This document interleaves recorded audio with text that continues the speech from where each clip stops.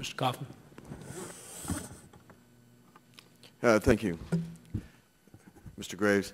I think my question is, well, just let me express a concern first, and that is that I think some of you have stated that we have to achieve a regulatory balance, and that is very difficult to do. But it seems as if we've shifted in a way that where we're trying to establish a risk-free environment. And I'm not sure in a free market system if you can do that.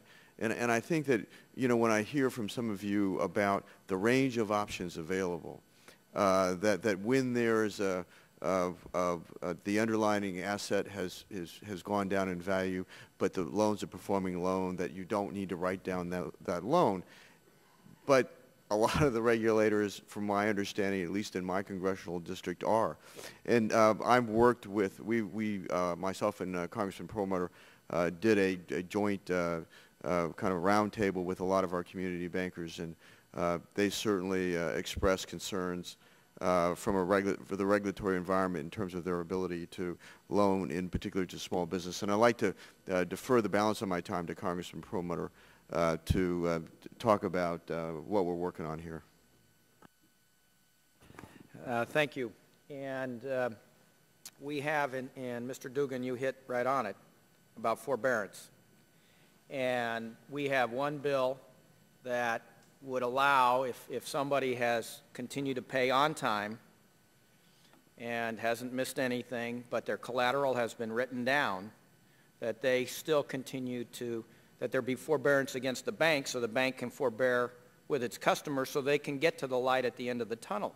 And I would just say to you, if we were operating under the same standards today, in the 1980s, which you mentioned, in Colorado that we are today, we wouldn't have any banks in Colorado. They would have all been gone. There was a forbearance opportunity. We ended up with half of our banks. We lost half our banks. We kept half our banks. So I think Congressman Coffman and I, based on our roundtable and what we've experienced here, is that we think that there ought to be some kind of forbearance. So I'm going to let you respond, because I know you don't agree, but let the committee know why you don't agree. Okay, I'm happy to do that.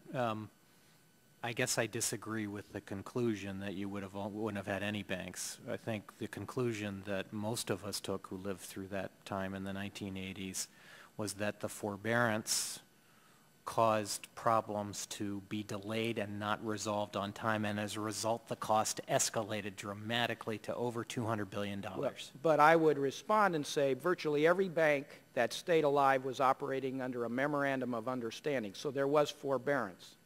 Then you had your RTC costs, but we've already put $700 billion through the TARP program to try to keep things alive so that we can get to the light at the end of the tunnel.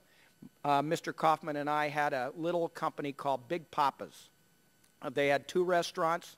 They were going for a 3rd restaurant. They went to 40 banks to just get a $250,000 line of credit, and they couldn't get it because of tightened regulations. And I would turn to Ms. Mills, even under SBA, for whatever reason they couldn't get it. Eventually, because of the work that we did, they got it. We got 50 new jobs. This isn't just a credit cycle issue. This is a demand cycle jobs issue, and we got to get our people back to work.